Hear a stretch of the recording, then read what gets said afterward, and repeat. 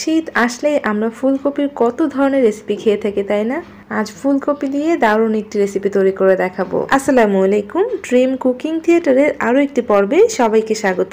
আজ আমি আপনাদেরকে ফুলকপি দিয়ে যে রেসিপিটা তৈরি করে দেখাচ্ছি। ফুলকপির এই সিজনে অবশ্যই এই রেসিপিটা তৈরি করবেন। এটা কিন্তু ফুলকপির খুবই ইউনিক একটি রেসিপি, আশা করছি আপনাদের ভালো লাগবে। চলেন তাহলে শুরু করি।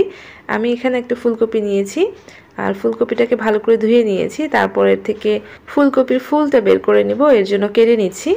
দুভাগে ভাগ করে নিয়েছি। এরপর আমি এর থেকে ছোট ছোট করে ফুল কেটে নিব। এই যে ফুলগুলোকে আলাদা করে নিচ্ছি, তবে এত বড় না, আর একটু মাঝে ছোট করে নিব। আপনারা চাইলে বড় বড় রেখেও তৈরি করতে পারেন, তবে মিডিয়াম সাইজ করে তৈরি করে নিব। ঠিক এরকম সাইজটা করে আমি সবগুলো কেটে নিচ্ছি। মিডিয়াম একটা সাইজ করে এগুলোকে কেটে নিচ্ছি যাতে ফুলগুলো ভেঙে না যায়। আর নিচের দিকে কিন্তু কিছুটা ডাটা রেখে দিচ্ছি। আর এভাবে আমি ম্যাক্সিমামটা কেটে নিয়েছি। এখন এগুলো পানিতে নিয়ে নিচ্ছি। ভালোভাবে পানির মধ্যে নিয়ে আরও দুই একবারের মতো আমি ধুয়ে নিব। আর এক দুইবার ভালোভাবে ধুয়ে নিয়ে এসেছি। এখন আমি চুলায় সিদ্ধ করতে বসিয়ে দেব, তবে খুব বেশি সময় ধরে সিদ্ধ করব না। জাস্ট একটা বলক তুলেই নামিয়ে নিব। জাস্ট একটা বলক চলে আসলেই এগুলোকে নামিয়ে নিতে হবে, এর বেশি কিন্তু সিদ্ধ করে ফেলা যাবে না, তাহলে দ্রুত ভেঙে যাবার চান্স থাকে। তাই জাস্ট একটা বলক উঠলেই এগুলোকে আমি তুলে ফেলছি। দেখতে পাচ্ছেন ফুলকপির কালারটা চেঞ্জ হয়ে গিয়েছে, জাস্ট একটা বলক চলে এসেছে। আর এর মধ্যে থেকে আমি সবগুলো ফুলকপি গরম পানি থেকে তুলে নিচ্ছি। আর তুলে এগুলোকে একটা বাটির মধ্যে নিয়ে নিচ্ছি। সবগুলো গরম ফুলকপি একটা বাটির মধ্যে তুলে নিয়েছি। এখন এর মধ্যে আমি সামান্য একটু লবণ ছড়িয়ে দিব, খুবই সামান্য, বেশি দেওয়া যাবে না। অল্প করে লবণ ছড়িয়ে দিয়েছি, একটু টস করে নিচ্ছি। যেহেতু গরম রয়েছে ভেঙে যাবার চান্স থাকে, তাই একটু টস করে মিক্সড করে নিয়েছি।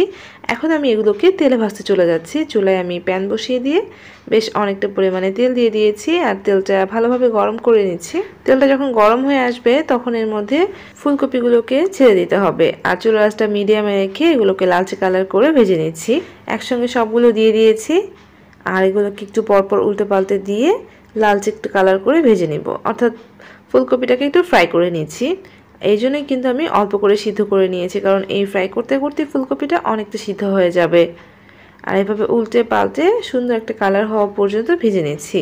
ফুলকপিগুলো ভাজা হয়ে গিয়েছে, চুলার আঁচটাকে মিডিয়ামে রেখে ভেজে নিয়েছি। আর এরকম একটা কালার হওয়া পর্যন্ত কিন্তু এগুলোকে ভেজে নিতে হবে, তাহলে এর ফ্লেভারটা অনেক বেশি ভালো হবে আর খেতেও অনেক বেশি মজা লাগবে। তো আমি চুলার আঁচটা মিডিয়ামে রেখে ভেজে নিয়েছি আর এক এক করে সবগুলো ভেজে তুলে নিচ্ছি। আর চতুর্দিকে কিন্তু একটু উল্টে পাল্টে ভেজে নেবেন, যাতে চতুর্দিকে খুব সুন্দরভাবে ভাজা হয়। তো সবগুলো আমি ফুলকপি একটা প্লেটের মধ্যে তুলে নিয়েছি। আর যে তেলটা রয়েছে এটা প্যানেই থাক, তার আগে আমি সসটা রেডি করে নিয়েছি। একটা বাটির মধ্যে আমি 1 টেবিল চামচের একটু বেশি নিয়েছি হচ্ছে চিলি সস। যেহেতু আমি অল্প পরিমাণে করছি তাই সসটা অল্প পরিমাণে দিয়েছি। 1.5 টেবিল চামচ দিয়েছি টমেটো সস, আর 1 চা চামচের মতো দিয়েছি সয়া সস, আর 1 চা চামচ দিয়েছি ভিনেগার, আর দিয়ে দিয়েছি 1 প্যাকেট ম্যাগির স্বাদে ম্যাজিক মশলাটা। আর এর মধ্যে দিয়েছি 1 চা চামচ লাল মরিচের গুঁড়া। আপনারা চাইলে এটা পরিমাণ কম দিতে পারেন, আবার বেশিও দিতে পারেন। খুব ভালো করে সসটাকে মিক্সড করে নিচ্ছি। খুব ভালোভাবে সসটাকে মিক্সড করে নিয়েছি। এখন চুলায় যে প্যানের মধ্যে তেল ছিল কপিটা ভাজার, সেই তেলের মধ্যে 1 চা চামচ মিহি রসুন কুচি দিয়েছি আর একটু হালকা করে ভেজে নিচ্ছি। চুলার আঁচটা কমিয়ে দিয়ে ভেজে নিব যাতে রসুন কুচিটা পুড়ে না যায়।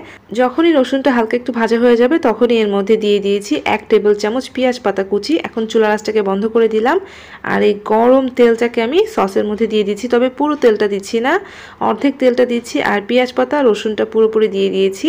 তেলের পরিমাণ কিন্তু খুব বেশি দিইনি, অল্প একটু দিয়েছি।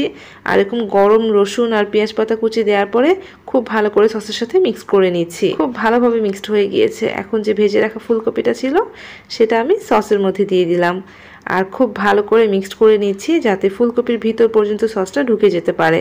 খুব ভালো করে সসটাকে মিক্সড করে নিয়েছি। দেখতে পাচ্ছেন খুব সুন্দর একটা কালার চলে এসেছে। আর ফুলকপিটাকে অবশ্যই ভালো করে সিদ্ধ হওয়া পর্যন্ত কিন্তু ভেজে নেবেন, তাহলে খেতে ভালো লাগবে। তৈরি হয়ে গেল ফুলকপির দুর্দান্ত স্বাদের একটি রেসিপি।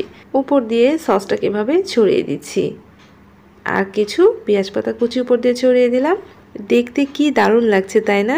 যারা একবার ওইভাবে ট্রাই করেননি, এই ফুলকপির সিজনে টাটকা ফুলকপি দিয়ে এই রেসিপিটা একবার হলেও ট্রাই করবেন। খেতে কিন্তু ভীষণ মজা। বাচ্চা থেকে বড় সবাই খেতে অনেক পছন্দ করবে। আর দেখতে পাচ্ছেন এটা কতটা লোভনীয় লাগছে। এটা দেখতে যতটা লোভনীয়, খেতেও ভীষণ মজা। আশা করছি আমার এই ইউনিক ফুলকপির রেসিপিটা আপনাদের ভালো লাগবে। আর ভালো লাগলে প্লিজ রেসিপিটাতে একটা লাইক দিতে ভুলবেন না। তার সাথে এমন আরও রেসিপি পাওয়ার জন্য চ্যানেলটাকে সাবস্ক্রাইব করার অনুরোধ জানাচ্ছি। সবাইকে ধন্যবাদ জানিয়ে বিদায় নিচ্ছি। আল্লাহ হাফেজ।